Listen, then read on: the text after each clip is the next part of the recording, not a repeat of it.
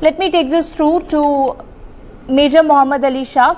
Good morning, sir, and thank you for joining now. Afghanistan is in turmoil, sir, and perhaps this is because of two reasons. First, United States that left the country left the country without even a peace process, without giving a country any conclusion. They just left the country. They're just leaving the country out of nowhere, leaving people to feed on each other when Afghanistan and Taliban resurgence is going on.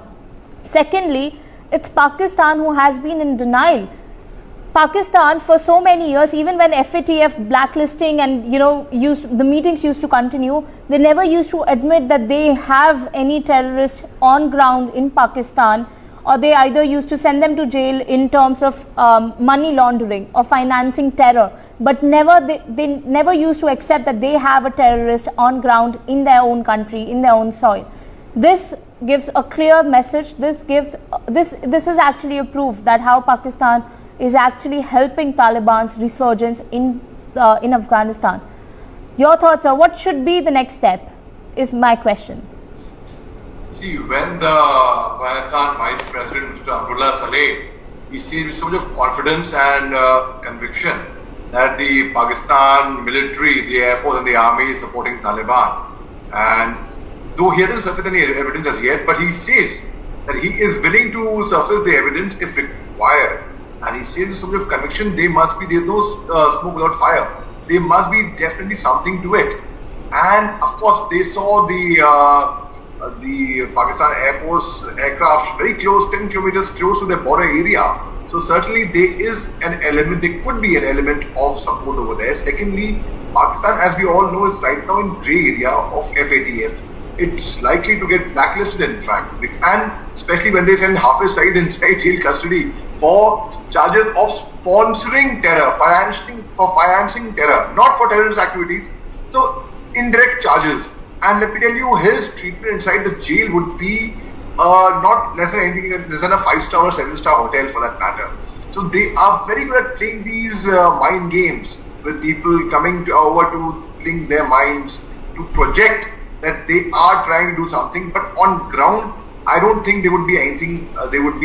Substantial. But yes, having said that, Pakistan military certainly is. They would be having a soft corner for Taliban, I'm sure. And let me tell you, the Afghan military per se, they are not really very strong because of two reasons. One is not because of the financial aid, or they're well equipped, or they're not well equipped either. No, but also because they do not know which side their loyalties lie. Whether they favor the Taliban or because they are working for the government under the government, right? So I presume, and what I can foresee as, there are going to be a lot of desertions from the Afghanistan army who will switch over to Taliban.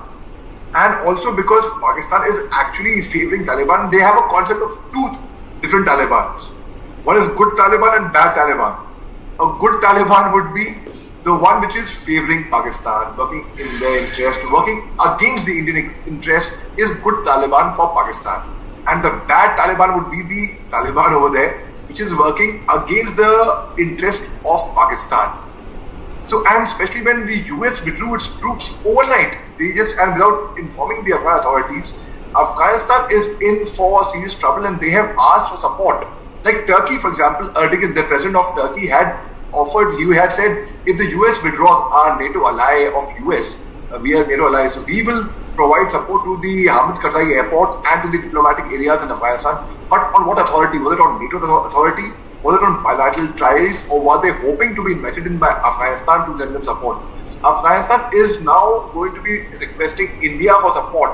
But let me tell you, I have lost personal friends from the army who have been martyred in Afghanistan earlier. So I am not really sure whether we should actually go in for the military support to Afghanistan or not. But certainly diplomatic ties with them need to be strengthened. Political and diplomatic ties is what I see it as. And certainly Pakistan, of course, we all know, they deny the presence of terrorists. It took us Maulana Masood Azhar, when he was being declared as a global terrorist in the UN meeting on 9th March 2019. It took us months thereafter to give him the tag of a global terrorist. So because China had put its foot down in the UN meeting, and China is a permanent member of UN. They do not let India come and play over there. So certainly I see, now let's wait and watch what actually happens in Afghanistan, because Taliban have already claimed that they have taken hold of 85% of entire Afghanistan, and especially the border areas where the Pakistan and Afghanistan are bordering. Those are very strategically located areas. So let's wait and see. And because this time the Taliban is going to be actually softer on women, because women have picked up arms over there against Taliban. So let's wait and watch what happens in the future.